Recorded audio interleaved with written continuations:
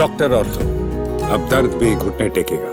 Dubai international airport के पास drone हमले की एक बड़ी घटना सामने आई है। रिपोर्ट्स के मुताबिक ईरान की ओर से 2 ड्रोन दागे गए जो दुबई इंटरनेशनल एयरपोर्ट के पास आकर गिरे। इस घटना में एक भारतीय नागरिक सहित कुल 4 लोग घायल हो गए।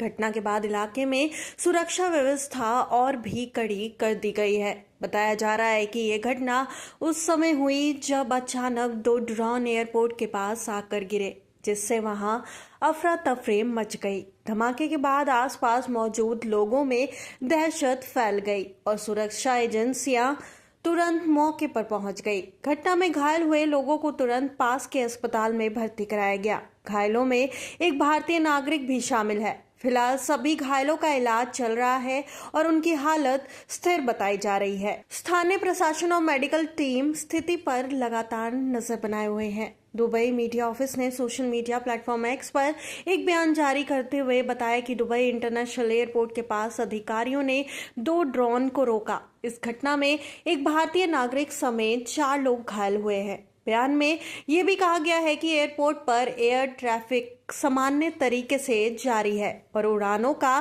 संचालन प्रभावित नहीं हुआ है।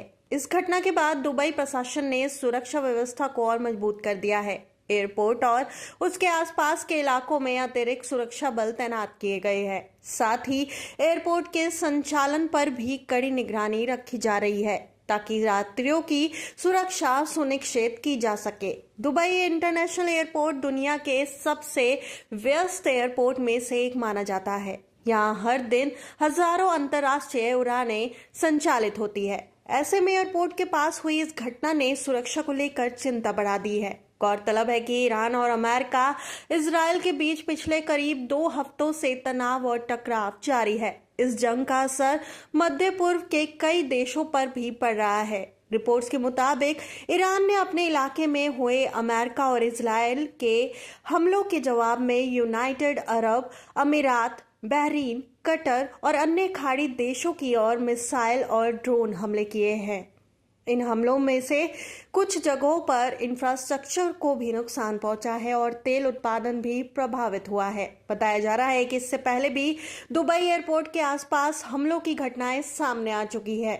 इसके अलावा शहर के कुछ रिहायशी इलाकों को भी निशाना बनाया गया था, जिससे लोगों में डर और चिंता का माहौल बन गया था। हालांकि अधिकारियों की ओर से अभी तक इस मामले में विस्तृत जानकारी साझा नहीं की गई है, लेकिन जांच एजेंसियां पूरी घटना की जांच कर रही है। ये पता लगाने की कोशिश की जा रही है कि ड्रोन कहां से लॉन्च किए गए और उनका लक्ष्य क्या था। इस बीच भारतीय दूतावास भी इस घटना पर नजर बनाए हुए हैं। भारतीय नागरिक के घायल होने की खबर के बाद दूतावास स्थानीय प्रशासन के संपर्क में है और पीड़ित की मदद के लिए आवश्यक कदम उठाए जा रहे हैं। फिलहाल दुबई प्रशासन ने लोगों से अफवाहों से बचने और आधिकारिक जानकारी पर ही भरोसा करने की अपील की है।